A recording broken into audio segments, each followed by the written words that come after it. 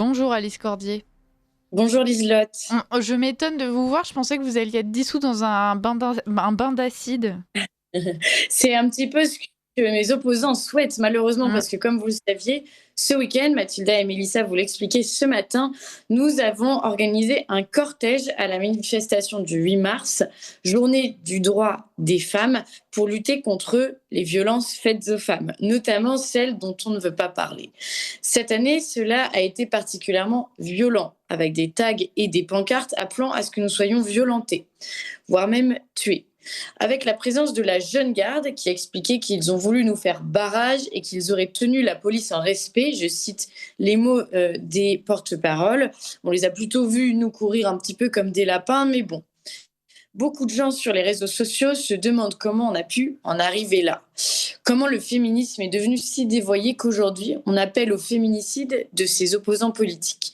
Comment ces dernières, donc les féministes, peuvent accepter la présence de véritables milices d'hommes armés, d'hommes cagoulés, lors de leurs manifestations, venues donc exclusivement pour frapper des femmes. Sur les réseaux, certaines féministes, et je mets de gros guillemets, vous me le permettrez, ont d'ailleurs sous-entendu que nous serions, nous Némésis, à l'origine des tags appelant à nous planter et à nous mettre une rafale dans la tête. Ça aurait été un tout petit peu compliqué, je dois l'avouer, d'un point de vue logistique, puisqu'on était entouré de policiers, on était entouré de médias comme Libération, on a vu la présence de Pierre Plotuc, on a pu acclamer, vous vous en doutez bien, venu traquer nos moindres faits et gestes, venu traquer notre service d'ordre. Est-ce que parmi les services d'ordre de Némésis, est-ce qu'il y avait un Gudard? Non, Pierre, il n'y avait pas de Gudard. Il est venu pour rien. Ah, On l'a vu, on a senti il a une pointe. perdu son samedi, Plotu. Mais oui, il a perdu son samedi, Plotu. On a senti dans son regard un peu de déception. Pourtant, il a fait tout le cortège, tout notre cortège. Il est venu de long en large, en travers. Il a essayé de rentrer. Il n'a pas réussi. Non, malheureusement, il n'y avait Il n'y pas a pas eu de personne. de salut nazi non plus, Alice Cordier. Ben non, salut nazi, mince. Dommage. Les meufs de Némésis se Ah. portent, voilà, sont beaucoup trop polis et ne font pas de bavure visiblement. Donc non, malheureusement, quand bien même j'aurais voulu taguer quoi que ce soit, mes faits et gestes étaient absolument contrôlés par tout le monde, y compris par les renseignements généraux sur place. Dès que je bougeais le petit doigt, on me demandait où j'allais, même quand j'avais envie d'aller aux toilettes. Donc non, logistiquement, ce n'était pas possible.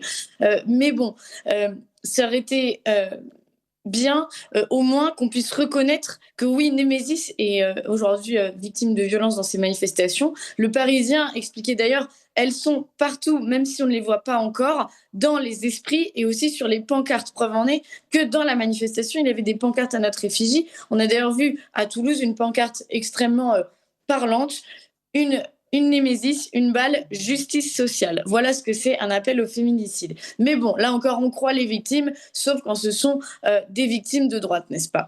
Des députés LFI, donc comme Ercilia Soudé, notre grande amie, ou Rima Hassan, ont appelé également à ce que nous soyons repoussés violemment, ont camélément relayé des tags, vous le disiez tout à l'heure, Liselotte, les tags abjects appelant à ce que nous soyons dissoutes à l'acide. On y reconnaît les bonnes pratiques islamistes des femmes attaquées à l'acide en Iran, par exemple, ou dans des pays où on tente de les rendre esclaves.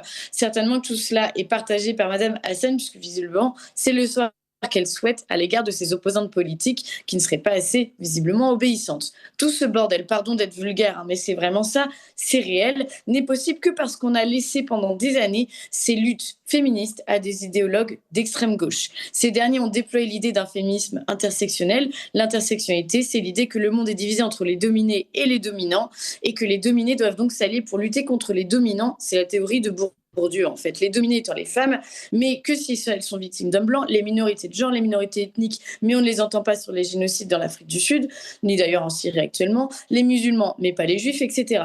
Les dominants étant l'homme blanc, cis, dominateur, hétérosexuel, les pays colonisateurs, etc.